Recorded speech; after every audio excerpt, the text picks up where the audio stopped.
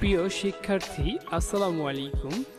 এই ভিডিওতে আমরা দেখাবো কিভাবে আপনারা এই স্ট্যাটাস বারটি একদম খুব ইজিলি শুধুমাত্র এক লাইনের কোড লিখলেই আপনারা চেঞ্জ করে ফেলতে পারবেন। তো চলুন আর কথা নয়, আমরা চলে যাব আমাদের প্রজেক্টে। আপনারা দেখতে পাচ্ছেন এখানে আমরা একটা এমটি প্রজেক্ট নিয়েছি।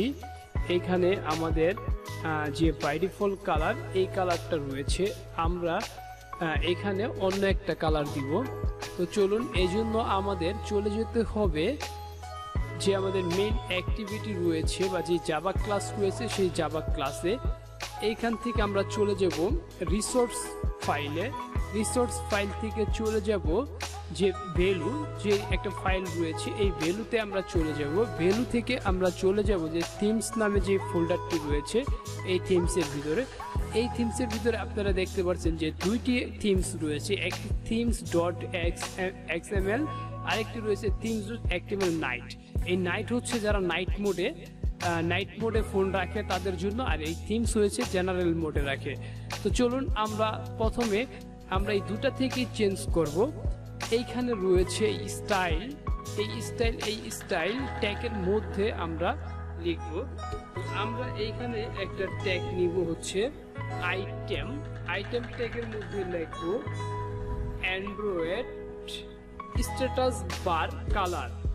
এটা লেখার পরে এইখানে আমরা একটা হাইফেন দিব, দিলে দেখতে পারবেন এই মাঝখানে আমরা লিখব হচ্ছে অ্যাড্রেস। আমরা কি কালার নিতে চাই কালারটা লিখবো। এখানে আমি এটা লিখলাম। পরবর্তী থেকে এইখান থেকে আমি কালারটা চেঞ্জ করে রেড করে দিলাম। হ্যাঁ, তো এই থিম থেকেও আপনারা চেঞ্জ করে নেবেন। আমি চাইলে এটা কপি করতে পারি, সামান্য এতটুকু কোডই। এখন এই নাইট থিমের মধ্যে এসে এখানেও এটাকে দিয়ে দিতে পারি। তো যেহেতু আমার নাইট থিমে আমি এটাকে একটু হালকা করে দিব। হ্যাঁ, নাইট মোড একটু হালকা দেখা দেবে। তো চলুন, ব্যাস শেষ, আমাদের কোড কমপ্লিট। আমরা এখন অ্যাপসটি রান করে দেখব। দেখতে পাচ্ছেন এই হচ্ছে রান হয়ে গিয়েছে। এখানে দেখতে পাচ্ছেন আমাদের স্ট্যাটাস বারের কালার চেঞ্জ হয়ে গিয়েছে। এই একটি সিম্পল বিষয়, একদম সামান্য একটি সিম্পল বিষয়। এভাবে আপনারা সবাই এই স্ট্যাটাস বারটিকে চেঞ্জ করে নিতে পারেন।